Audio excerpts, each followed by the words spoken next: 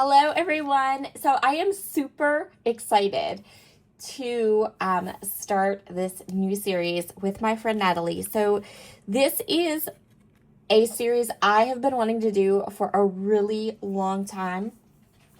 And I think it's going to go for a couple of months, probably not like for a whole year, but for a few months, at least, I don't know, maybe 5 or 6.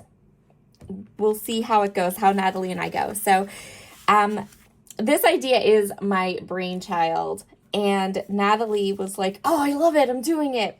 So the reason we named this series, it's not what you think. It's because most of the time when you are scrapbooking, you're scrapbooking a photo that has people in it, right? People are kind of like the main storytelling, main drive behind what we scrapbook.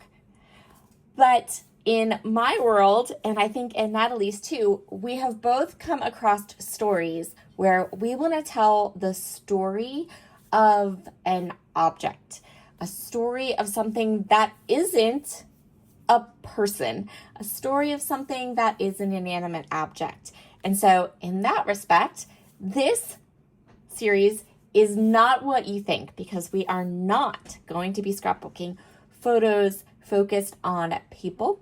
We are going to focus on photos of inanimate objects and then the stories that go with them. So this will be a journaling focused project.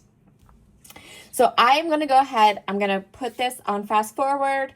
We'll go through the story that I'm telling today is about this camera right here that my husband is holding.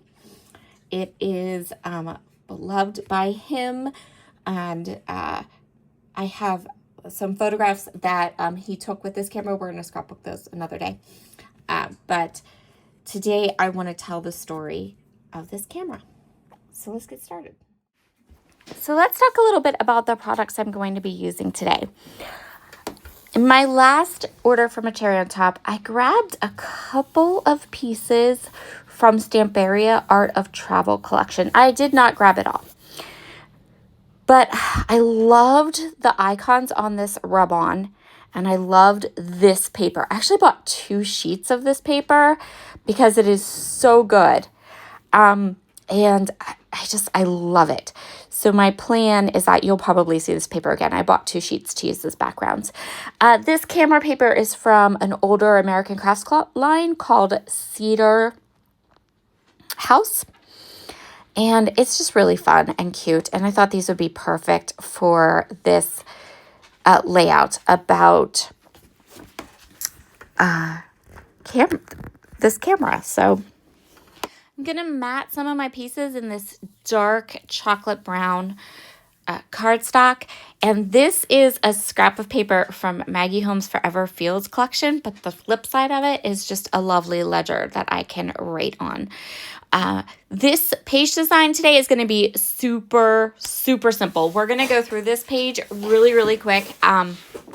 So I wanted the focus of maybe this video series is not just necessarily having a photograph of these inanimate objects, but also the idea of telling the stories behind them.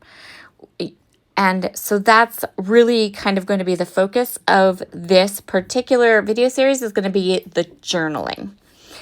So I wanted a nice large area to journal on. For the title of my layout, I am going to put in Grandpa's Camera. So I chose these older alphabet stickers. I think they're from a paper person. I think they're from a kit from literally probably 3 or 4 years ago. And I'm just inking up just the edges to give them a little bit of like a grungier look. And we're going to go ahead and add our title here. And then I'm also going to go ahead and add the journaling. So for my journaling, I am telling the story of my husband's old antique Leica Nikon Leica camera, or is it a rangefinder? I don't remember. Anyway, I am going to handwrite the journaling, but the journaling is actually his journaling. Believe it or not, he texted me the story of the camera, all the information about the camera, and I took his text of all the information about the camera and put it onto the scrapbook page. So that's how I did that. I'm not good with the typed journaling. I mean, I do okay sometimes if I want to type it up and put it on my print it. But honestly, the tech to do that is just, it's easier for me just to write it all down. And yes, I realize I'm writing in cursive and my children might never be able to read my writing. But, I'm trying here. Hopefully someday someone will make an app that takes cursive writing and turns it into printing. And actually, my Morgan can read my handwriting very easily. So we'll be good. We'll be good. I have one child who can decipher my handwriting. So the camera is a Nikon rangefinder, and they were manufactured in 1956. And his grandfather's is a special one that was only given to journalists and press. It's called a black dial camera. So that makes it unique too. Okay, that's the information about the camera. I also added information in the journaling about the fact that he has his grandfather's original light meter, but he uses an app on his iPhone. The camera has automatic nothing, so it's got all the dials and different things. And yes, he takes pictures with it too. So I'm not sure where the layout is going to go. I'm not sure if it's going to go in my family album or if it's going to go in my travel album with some of the photos he took. I haven't decided. I'm also thinking that the best place for these particular pages about these inanimate objects might be my heritage album, possibly. Still trying to work that all out, but the point is we're getting the stories told and putting them on the page and they'll end up somewhere. Okay, let's move on to these rub-ons. I've never used rub-ons from Stamperia before. This is my first time using them. I will say, they're very nice, but they are very sticky. Like, if I moved them, you can see how that one with the camera is kind of off the backing paper, and then it was trying to stick and release to my glass mat. You don't have to even rub these necessarily. You can just kind of, you can rub them with your finger and they will come off. So I don't know. I don't know if that's good. I don't know if that's bad. They're beautiful. You can layer them on top of each other, which is what I'm going to do. And I'm just going to create some really simple clusters around my layout with these rub-ons. And I'm not going to say I don't like them. I don't know. The jury's still out. And I just added some to my next Vintage Vibes kit. So we'll see. I have to play with them a little bit more. But I bought 3 packages of these rub-ons from the Art of Traveling collection because they were just so usable. These rub-ons, the icons were really usable.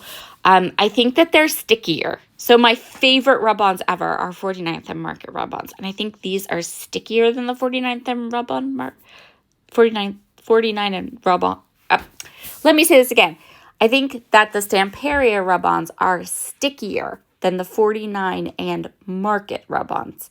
But they are just as nice. They layer just as nice. They adhere just as nice. They're quite lovely. So those are my initial thoughts on using them. Again, just going to keep this super simple. This is a really, really, this page is really, really simple. That's all I can think of. I'm not really going to add anything more than some clusters of these rub-ons, and that'll be it. Which I guess is actually really good because I'm having a hard time talking today, apparently. So for a last little detail, I grabbed some liquid pearls. This is copper pearl liquid pearls. This is a new color. This is the first time I'm using it. They're quite pretty, and I do enjoy them. And I will link all of the products that are still available down in the description box. So I know those pattern papers are available to cherry on top. The rub-ons are available. The copper liquid pearls are available. So I will link all of those items up in case something caught your eye and you went to grab it. Have a wonderful, wonderful day, everyone. And don't forget to go check out Natalie's video. I will leave her link in the description box below, and you can check out her project and what she used. I love her layout. It is so good. I can't wait for you all to go watch it. See you all again soon. Bye.